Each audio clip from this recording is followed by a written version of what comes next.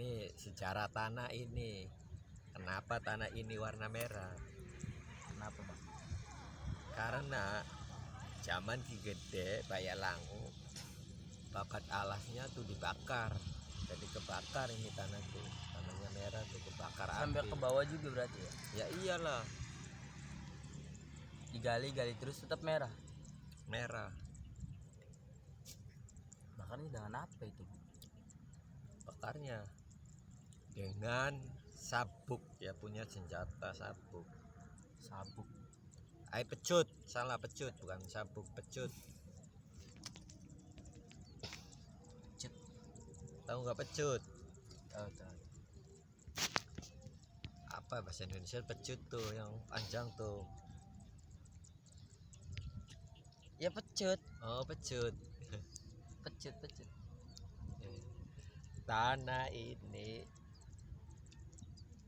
tanah Bayalangu, ada yang di daerah sana, daerah Selangit itu ada tanah Bayalangu. Kenapa sampai sana ada tanah Bayalangu, daerah Selangit? Nggak tahu. Ya karena api itu besar ke bawah angin ke sana, jadi kebakar lagi di sana hutannya tuh. Jadi dulunya tuh ini hutan ini namanya Alas Majeti. Alas Majeti. Nih, ini namanya Alas Majeti nih. Jadi yang dinamakan tanah Bayalangu itu karena dia itu ikut terbakar api. Iya, berarti babat alasnya tuh Ki Gede Bayalangu tuh pakai api. Babat alasnya tuh kan banyak, lebih luas tanah Bayalangu tuh, tanah desa yang paling luas itu Bayalangu, desa Bayalangu. Jadi kalau di situ termasuk Bayalangu. Iya, Cigodong. yang enggak, Tegal Gubuk itu perbatasan. Berarti itu nggak kena api apa gimana kan? Ya itu karena daerah Cigodong itu dipagar, pagar gaib. Belanda aja nggak bisa masuk di situ. Nggak bisa Jadi kelihatannya tuh nggak seperti perkampungan, kelihatannya tuh laut. Sebelah situ, sawah situ, dulunya itu bandara udara Belanda itu. Mana situ tuh? Doblang tuh. Oh, Doblang. Iya, Iya, kali itu ya. itu bandara udara Belanda itu. Itu bisa jadi kali gimana? Karena itu penunggunya di Doblang.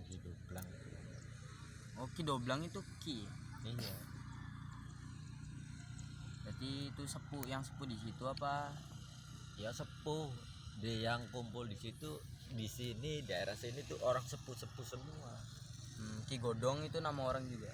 Iya, paling sepuh. Bayalangu. Ada Bayalangu tuh paling sepuh, paling tua lagi itu, namanya Ki Pendil, tahu nggak? Oh, Ki Pendil. Di situ Ki Pendil ada. Ki Manten. Ki Manten ya tua lagi itu Ki Manten. Jadi di lingkungan sini tuh paling tua semua. Ki Pendil, Ki Manten, Ki Godong. Nggak tahu yang tuanya mana, yang paling tuanya mana tuh kurang tahu. Kita harus buka sejarah Babat Cirebon. Babat tanah Cirebon. Iya. Yang baru ada cuma babat tanah Jawa. Ada Diungkap. karangan Abah Makmur. Abah Orang Baitul Hikmah itu punya buku tebalnya segini. Karangan dia itu buku tentang sejarah Babat Cirebon. Sejarah Babat Cirebon.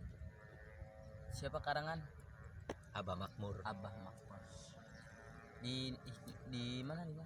Di daerah Tegal Gubuk, Baitul Hikmah. Itu dia ngambil referensi dari mana? Ya dia kan orang paling sepuh Tegal Gubuk. Dia orang-orang dulu dari ya sejarah lah. Dari sejarah, dari mulut ke mulut dia tulis. Jadi sejarah asli itu bukan dari tulisan, yang asli itu dari mulut ke mulut. Iya. Jadi masih belum dibukukan secara sempurna sejarah tuh. Makanya dinamakan jas merah tuh kita mencari orang-orang yang masih hidup, orang-orang dulu yang masih hidup. Orang-orang dulu belum ada tentang hoax gitu ya. Jadi Iya. masih terpercaya dari mulut Iya. ke mulut juga. Hmm, Tapi sekarang dari mulut ke mulut mulai diragukan. iya, soalnya orang sekarang nggak kayak dulu. Orang dulu kan telepong sama tembelak aja dimakan.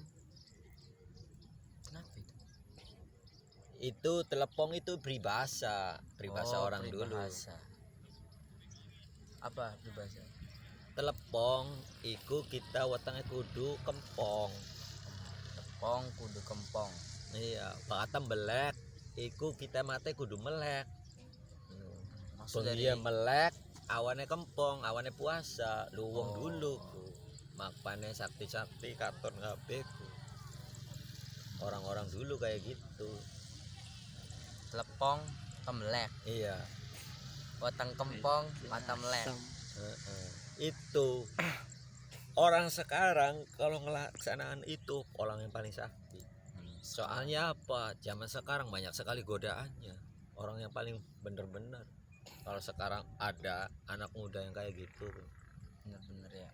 Meleknya dalam arti kebaikan guys ya. Iya, kebaikan. Melek malam, maksudnya melek malam dalam kebaikan, beribadah. Iya.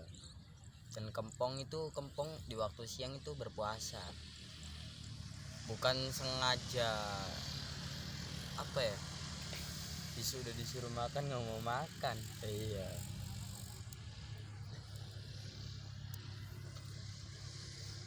Jadi godaan zaman sekarang itu apa?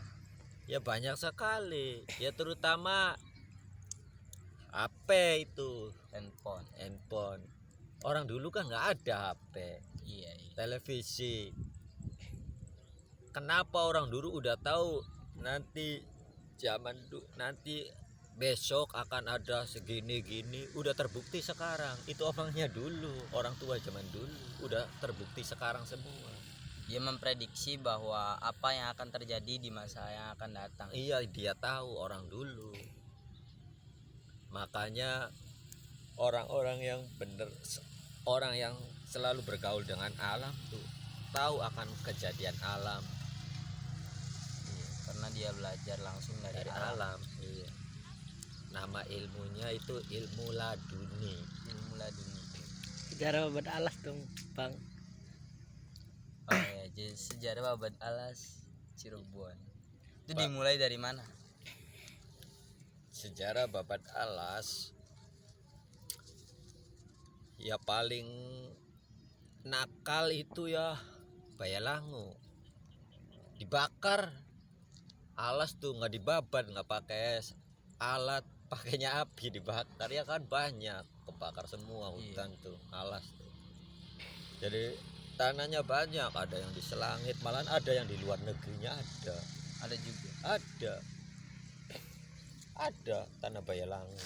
tanah Belang, berarti itu kecipratan api. Iya, Api dari bakar sana sini. bakaran sini. Bisa sampai situ lah. Di daerah Ujung Gebang ada, nggak tahu berapa hektar. Di sana ada 5 hektar atau 2 hektar, sama seperti sini luasnya. Kalau yang lainnya pakai apa? Ya yang lainnya tuh ya pakai alat. Alat. Iya. Iya, jadi yang babat tanah Jawa itu hanya satu orang atau banyak?